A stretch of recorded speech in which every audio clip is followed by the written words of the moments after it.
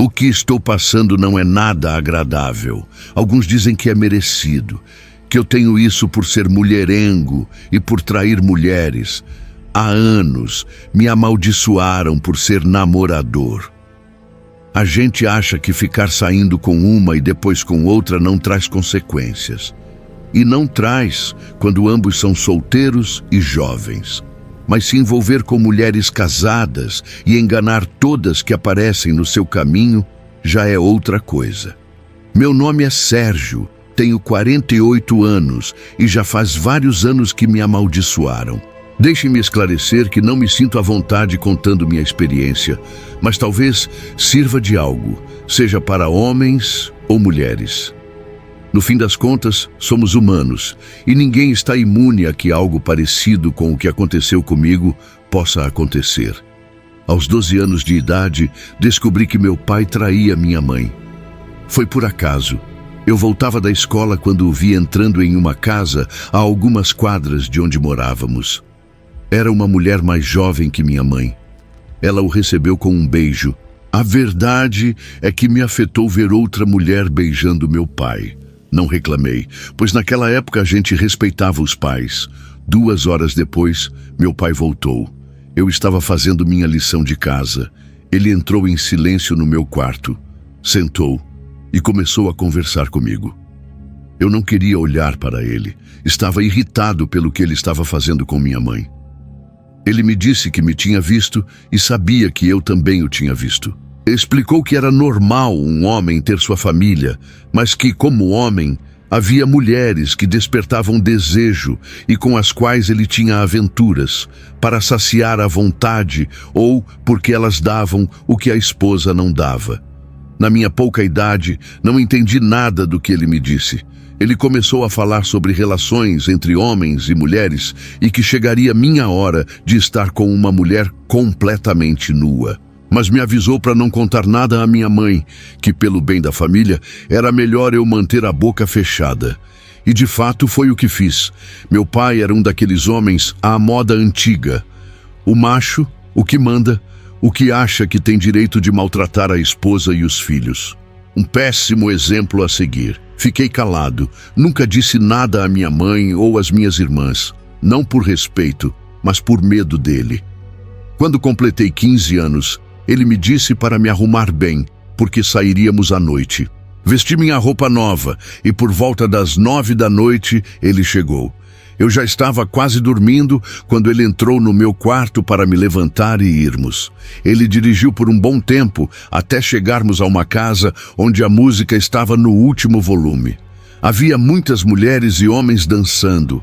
Aquilo era loucura e eu não sabia para onde olhar. Mulheres dançando sem a parte de cima, outras com roupas provocantes. Eu estava assustado, mas ao mesmo tempo excitado por ver aquilo. Tudo era novo para mim.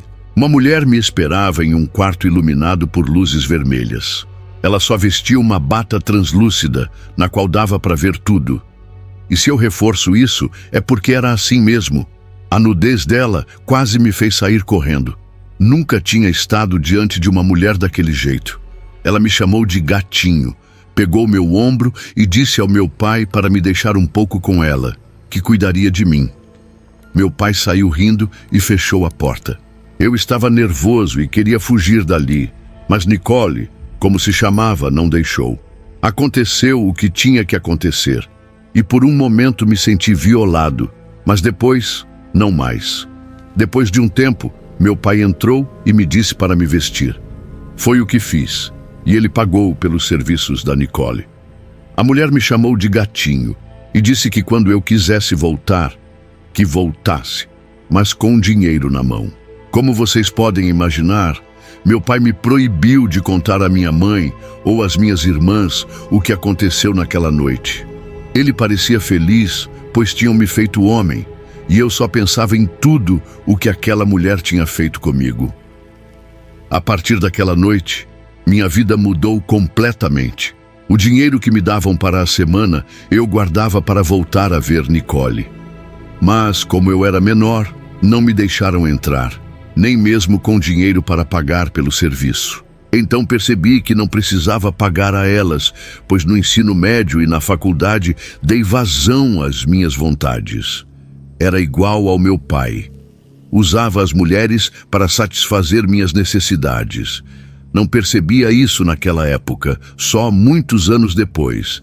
E é algo do qual me arrependo hoje. Eu já tinha 30 anos quando, sem perceber, caí em um buraco sem fundo, pois já não estava em escola nem universidade. Já era adulto, mas seguia me comportando como um jovem atraente para as mulheres. Naquele tempo, eu não era casado, então meu trabalho era em um parque de diversões com colegas de equipe. Às vezes, me mandavam para fora da cidade. Por causa do trabalho, conheci mulheres nessas viagens e, claro, rolavam aventuras depois do expediente. Em uma dessas viagens, quando voltei, Flávia, uma das mulheres com quem eu tinha me deitado, me disse que queria conversar. Combinamos de nos encontrar em uma cafeteria depois do trabalho. Flávia parecia nervosa, mas não dei importância. Era por volta das 7 da noite, quando estávamos na cafeteria. Foi quando ela me deu uma notícia como um balde de água fria. Ela estava grávida e o filho era meu. Como meu pai sempre dizia, as mulheres, na hora do aperto, nunca sabem com quem estiveram e querem colocar a responsabilidade no primeiro bobo. Ela chorava porque não sabia o que fazer. Jurou que o filho era meu e, para completar, perguntou o que faríamos. Obviamente, eu disse que aquele filho não era meu, que não viesse com esse papo. Ela me olhou horrorizada. Disse que teríamos que nos casar, porque logo a gravidez se notaria.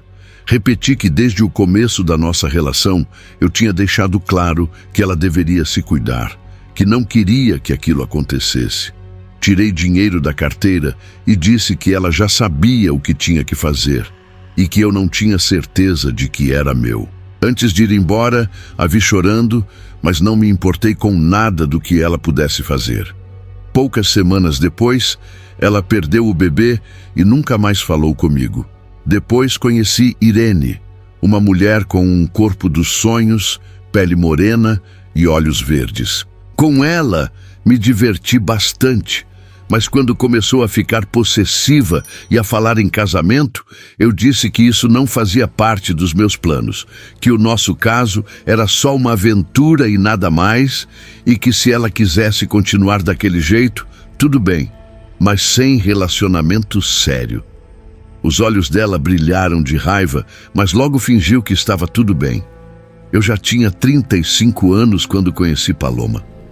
Apaixonei-me por ela desde o primeiro momento em que a vi. Disse a mim mesmo que me casaria com ela, a mulher perfeita para mim, a futura mãe dos meus filhos. Então comecei meu plano de conquistá-la e casar. Saímos por cerca de 1 ano. Preciso esclarecer que ela estava apaixonada. Eu não deixava de ter amigas com privilégios, embora uma delas tenha me causado um grande problema ao procurar Paloma e contar que éramos amantes. Isso quase me custou o relacionamento. Disse a ela que não era verdade, que como essa amiga não tinha minha atenção, recorreu a essa mentira para se vingar. E foi então que disse a Paloma que, para provar que a amava, nos casaríamos no ano seguinte. E assim aconteceu. Apesar de ter uma boa mulher em casa que me respeitava e fazia de tudo para me agradar, foram esses detalhes que nunca dei importância e continuei com minha vida de solteiro inveterado. Minhas aventuras não paravam. Veio meu primeiro filho e foi aí que as coisas na minha vida começaram a mudar, e não para melhor. Problemas no casamento, meu filho adoecia com frequência, discussões com Paloma, saídas sem motivo, qualquer coisa, qualquer detalhe bobo virava motivo de briga. Também comecei a ter problemas no trabalho e, o que é pior, problemas com meu membro. Não conseguia ter relações com nenhuma mulher, nem mesmo com minha esposa. Os problemas em casa também se tornaram rotina. Para piorar, minha eficiência no trabalho caiu. Comecei a cometer erros graves, tanto que não apenas meu chefe me chamou a atenção, como também me fizeram assinar uma advertência administrativa. Me senti encurralado.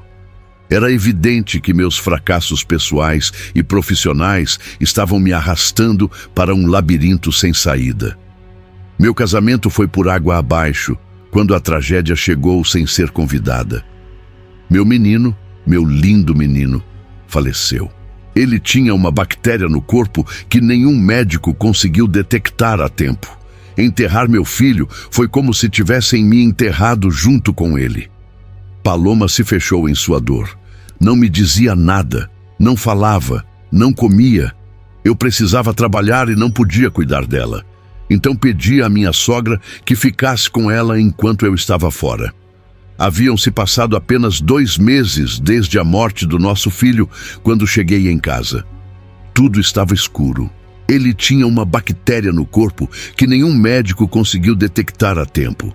Enterrar meu filho foi como se tivessem me enterrado junto com ele. Paloma se fechou em sua dor. Não me dizia nada, não falava, não comia. Eu precisava trabalhar e não podia cuidar dela. Então pedi à minha sogra que ficasse com ela enquanto eu estava fora. Haviam-se passado apenas 2 meses desde a morte do nosso filho quando cheguei em casa. Tudo estava escuro. Eu aceitei, mas não percebi que minha esposa jamais voltaria para mim. Pouco tempo depois, ela pediu o divórcio. Apesar de ainda amá-la, deixei que fosse. Com sua ausência, minha situação piorou cada vez mais. Encontrava-me sozinho em casa quando voltava do trabalho. Numa noite, ao retornar, senti um cheiro horrível dentro da casa. Era um fedor de morte. Acendi a luz e uma nuvem de moscas tomou conta da sala. Sobre a mesa havia um cachorro morto, estourado pelo calor. Havia velas pretas ao lado. Tinham costurado os olhos e o focinho dele. Esse cachorro era de um dos vizinhos. Peguei uns sacos pretos para colocar o animal. Não ia contar nada, senão iam me culpar. Tive vontade de vomitar. As náuseas aumentaram, pois não era só o cão. Havia outros líquidos fedidos embaixo dele. Quando tentei movê-lo, eles escorriam pelas minhas mãos. Além disso, as moscas dificultavam minha tarefa, pois me cercavam de um jeito que parecia que todas estavam concentradas naquele ponto da sala. Apesar do nojo, saí para enterrar o animal em um terreno vazio, longe de olhares curiosos. O carro ficou impregnado com um cheiro fétido. Enquanto enterrava, comecei a pensar quem diabos teria feito aquilo. Se era uma brincadeira, era de muito mau gosto. Aquela noite dormi tarde porque tive que limpar a sala, mas o cheiro ruim continuava impregnado. Tirei a mesa para que os catadores de lixo ou qualquer um que passasse a levasse. Essa não foi a única vez que aconteceu algo assim. Por 3 noites seguidas, quando voltava do trabalho, encontrava um gato na mesma posição que o cachorro, sobre o fogão. Depois, apareceu uma caixa embrulhada para presente, grande, ao lado da porta da entrada. Peguei e dentro parecia que algo se mexia. Coloquei na mesa da cozinha e quando abri, não sei se foi horror ou nojo, havia ratos vivos dentro dela. E o último foi uma cabeça de porco, deixada durante a noite na porta da entrada, dentro de um círculo preto com velas negras ao lado. Os vizinhos paravam e olhavam com nojo e horror. Um vizinho foi quem me ligou para que eu saísse. Fiquei muito bravo e dei um chute na cabeça de porco. Uma vizinha me disse que aquilo tinha sido um grande erro, mas eu já estava cansado de encontrar esse tipo de coisa dentro e fora de casa, como nas vezes anteriores. Coloquei tudo em sacos pretos e joguei no lixo. Dessa vez, não enterrei. Se antes minha vida era um desastre, tudo começou a piorar. Perdi meu emprego de forma humilhante e comecei a adoecer. Surgiram hematomas na minha pele que, com o passar dos dias, pareciam coágulos de sangue. Eles sumiam, mas só por pouco tempo, porque logo reapareciam. Causavam muita dor e comecei a defecar sangue, também ao urinar. E na minha virilha apareciam manchas que pareciam arranhões e doíam muito. Às vezes eu nem conseguia andar. E da barriga até a virilha inchava muito, parecendo que a qualquer momento iria estourar. O pior era o meu órgão sexual. Tenho vergonha de explicar o que estava acontecendo. Eu cheirava horrivelmente, como um porco, tão fedido assim. Uma manhã liguei para um vizinho pedindo um favor. Disse que deixaria dinheiro na mesa e que ele, por piedade, me trouxesse algo para comer. O bom vizinho chegou com comida e, ao me ver, disse que eu estava em péssimas condições e que a casa estava muito suja. Não aguentei e comecei a chorar. Disse que não entendia o que estava acontecendo comigo. Ele, muito sério, respondeu que meu estado era causado por uma macumba muito poderosa que fizeram contra mim. A cabeça de porco na entrada da casa era um trabalho de magia negra. Eu não acreditava. Mas o vizinho, que por respeito não vou revelar o nome, explicou que ele e a esposa tinham visto várias vezes uma mulher jovem, às vezes acompanhada por uma velha. Mas a esposa tinha certeza que eram cerca de 3 mulheres diferentes que vinham e deixavam coisas na entrada da casa. Ele me aconselhou a buscar ajuda antes que fosse tarde, pois a morte já aparecia no meu rosto. Não conheci nenhum curandeiro ou feiticeiro para me ajudar. Perguntei entre amigos e ninguém conhecia, mas tenho certeza que tinham vergonha de admitir que fossem a esses lugares. Enfim, eu não parei de procurar. Vasculhei a cidade e anúncios no jornal. Sim, naquela época ainda existia-se jornal. Até que numa tarde liguei para minha ex-esposa. Felizmente ela atendeu, mesmo depois de 1 ano divorciados. Com tristeza, contei tudo o que estava acontecendo, que eu precisava de ajuda, não médica, mas de outro tipo de ajuda. Ela disse que perguntaria para a família dela se conheciam alguém e me retornaria com alguma informação. 2 dias se passaram que, para mim, pareceram intermináveis. Ela me passou o nome e o endereço de um pai de santo, ou bruxo, algo assim, mas me avisou que eu teria que acordar cedo para visitá-lo, pois a viagem levaria cerca de 2h30. Aconselhou-me a ir e, por favor, mantê-la informada do que eu descobrisse. Naquela noite, eu não consegui dormir. Saí de casa por volta das 4 da madrugada, pois teria que dirigir devagar e parar quando a dor me impedisse de continuar. Foi uma tortura chegar até a casa dele. Cheguei por volta das 7 da manhã e já havia 2 pessoas esperando. Não sei qual era a minha aparência, mas eles me olharam com compaixão. Eles se apresentaram como Nayeli e Adalto, um casal. Eles iam ao tal pai de santo porque ela não podia ter filhos devido a um trabalho que lhe fizeram na adolescência. Perguntaram qual era meu problema e eu disse que nem sabia qual era. A pessoa que já estava em consulta demorou cerca de meia hora, agradeceu ao homem e saiu. Então, aquele casal entrou para ser atendido.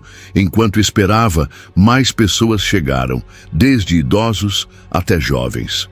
Fiquei surpreso ao ver bebês nos braços dos pais. Nas conversas com esses pais, soube que faziam magia negra nos mais fracos por algum motivo. Senti o chão se mover. Pensei no meu filho, se tinham feito algo a ele, se alguém era responsável por sua morte. 1000 perguntas passaram pela minha cabeça. Quando chegou minha vez, o casal me desejou o melhor e muitas bênçãos antes de sair. Entrei na casa do pai de santo ou bruxo e, ao me ver, ele disse sem pensar: "Rapaz, você carrega um morto." Isso me deixou sem palavras.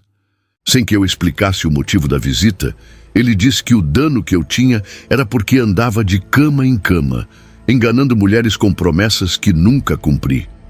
Fui amaldiçoado por ser mulherengo e essas mulheres pagaram caro para me ver assim. Mas uma delas queria minha morte e quase conseguiu. Ele me avisou que não bastavam limpezas comuns, eu teria que fazer vigílias e vários trabalhos para tirar o mal que me fizeram. Garantiu que tudo ficaria bem, mas antes teria que fazer rituais para saber por onde atacar os que me amaldiçoaram. Parecia que tudo ia melhorar, mas o rosto dele mudou quando contei que encontrei depois que minha esposa saiu de casa e o que aconteceu com meu filho. Perguntou o que fiz com o que encontrei. Seu rosto pareceu se distorcer. Eu disse que sabia onde havia enterrado o cachorro e os gatos, mas os ratos foram mortas com veneno e joguei a cabeça de porco no lixo. Ele perguntou se tive contato com os animais, se protegi minhas mãos com luvas ou sacos plásticos. A verdade é que não. Ele me olhou com certa resignação e me assegurou que iria ajudar. Explicou que o processo demoraria, que eu não deveria me desesperar, mas que ele me tiraria daquele lugar onde alguém me colocou. Ele olhou na minha altura, falou com o que eu carregava, dizendo que seu tempo havia acabado, que deveria me deixar em paz, de forma boa ou ruim. Depois explicou que aquele ser que parecia uma criança lhe sorriu de forma zombeteira, agarrando meus cabelos, sinal de que não sairia sem lutar. Posso contar que senti um peso nos ombros, algo que atribuía ao cansaço, mas era outra coisa. Sentia que ia ficando curvado aos poucos e, com o tempo e com o que o Sr. Zacarias fez, comecei a andar mais ereto e não curvado. Fiquei com ele por quase 1 ano e meio. E não foi fácil, porque quando eu tomava banho com as ervas que o Sr. Zacarias me dava para lavar meu membro e todo o corpo, sentia uma ardência horrível. Eu percebia como se pequenas marcas de arranhões aparecessem, parecidos com os de um gato. Além disso, por meses continuavam aparecendo sinais de macumba, magia negra, essas porcarias na entrada da casa. Foi quando Zacarias me disse que seria melhor eu alugar outro lugar. Quando eu terminasse de devolver tudo para elas e suas bruxas, teria que fazer uma limpeza na casa, um tipo de despejo espiritual, embora ele também recomendasse que fosse melhor vender a casa. Mas em conversas com outras pessoas, me disseram que o dano continuaria, estivesse eu em casa ou não. Então, optei por continuar lá, para mostrar que não tinha medo delas e que não me colocariam numa caixa de morto. E tocando nesse ponto triste da minha história, conto que meu pequeno filho foi vítima de magia negra. Minha esposa o tinha levado para passear no carrinho e uma mulher se aproximou para ver o bebê. Vocês sabem como é. Para fazer carinho e falar coisas bonitas para uma criança. Mas nas mãos dela estava o mal. Só isso posso dizer. E se estão pensando que foi a Flávia, não estão errados. Ela me tirou o filho. Se ela não tinha seu filho, eu também não teria. Não pensem que tive compaixão por ela já ser mãe e estar casada. Errado, não tive piedade nem compaixão. Embora eu precise esclarecer que não tive isso por um dos filhos dela, mas por ela mesma. Ao ficarem órfãos, os filhos ficaram com o pai e uma mulher com quem ele se casou anos depois. Irene não me fez nada. Se pensam que ela foi uma das que me fez mal, saibam que foram tantas mulheres com quem me envolvi e para quem fiz promessas que não tinha intenção de cumprir, que eu sei que mereço o que me fizeram. Até hoje continuo indo no Sr. Zacarias. Ele foi na minha casa e fez o necessário para que eu pudesse vendê-la. Eu não me casei de novo porque, apesar de eles terem tirado os males, fiquei muito ferido no meu membro e não consigo terminar na hora das relações íntimas. Nunca contei para a Paloma o que me fizeram. Não queria que ela sofresse por minha culpa o que fizeram ao nosso filho. Garanto que não passou um só dia em que eu não me arrependa de ter sido mulherengo. Mas essa foi a educação que recebi. As mulheres existem para nos agradar, dizia eu. E eu, estúpido, acreditei nisso e não respeitei nenhuma delas, pois eram apenas objetos dos meus desejos.